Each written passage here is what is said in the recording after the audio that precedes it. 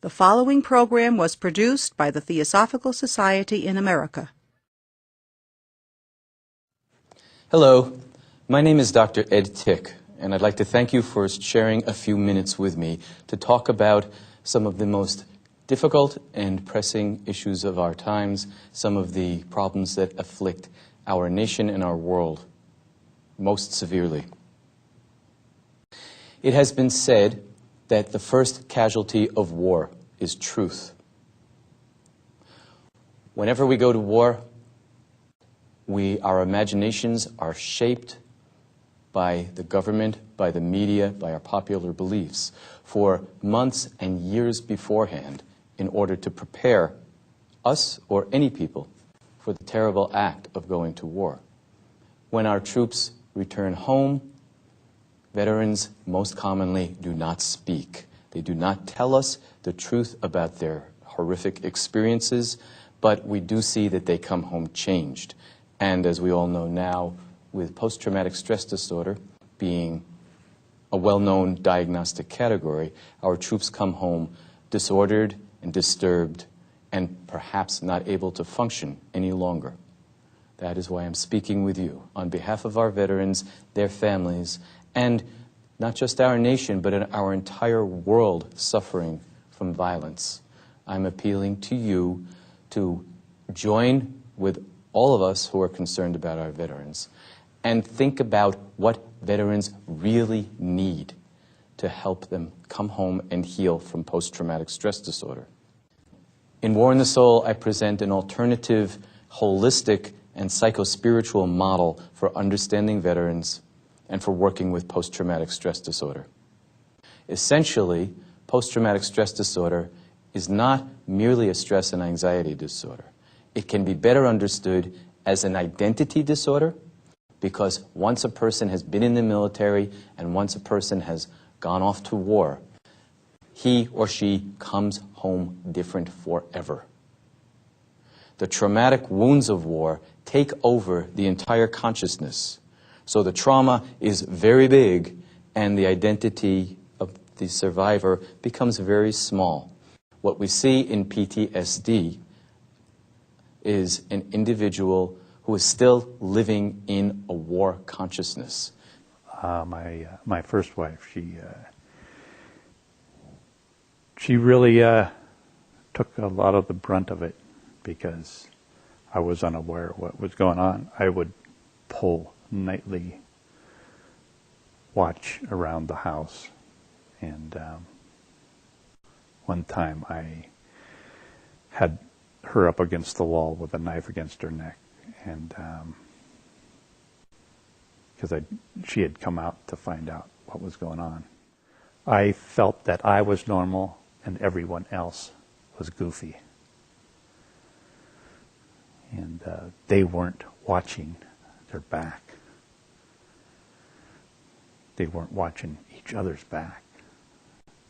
They weren't playing it safe. They were always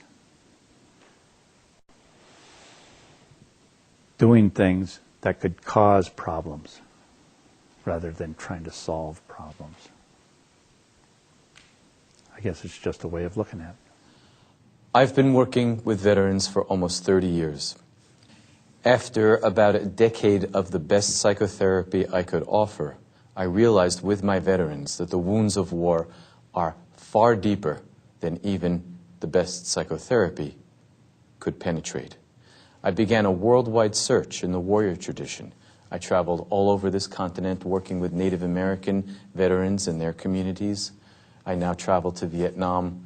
I've traveled other places around the world to study the warrior tradition and how other cultures of other times and places brought their warriors home.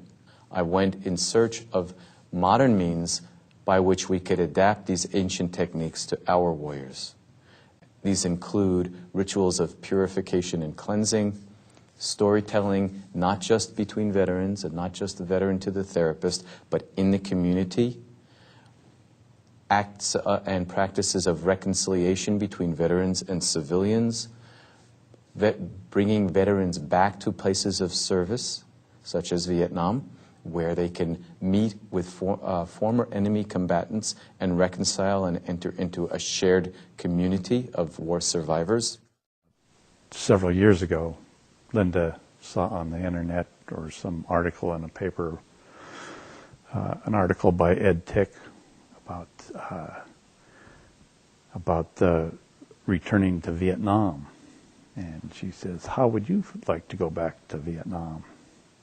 Well, it wasn't just a no, it was a hell no. And no way. But then she let me read the articles. We wrote to Ed, and he had some of the other vets write back to us, and got to see that there could be some healing for the PTSD. He sent a list of stuff, like he had several books about the ancient Greek healing, and this was something that he was trying to produce in the PTSD, and it made a lot of sense. And revisiting the site of trauma, and also the people, seeing the people of that country, and this was very helpful. Most of the guys in the group were just no way they had such animosity towards the Vietnamese, towards the war, towards what was going on. I have founded a nonprofit organization called Soldier's Heart. Soldier's Heart exists as a veterans advocacy and safe return program. We travel around the country educating professionals and clergy in how to help heal post-traumatic stress disorder. We work with communities to create veterans return programming, talking circles in churches and synagogues and mosques, church and other faith organization liturgy. Please join me with a dua for our prophet as we close. Oh Allah, to give veterans the spiritual support they need.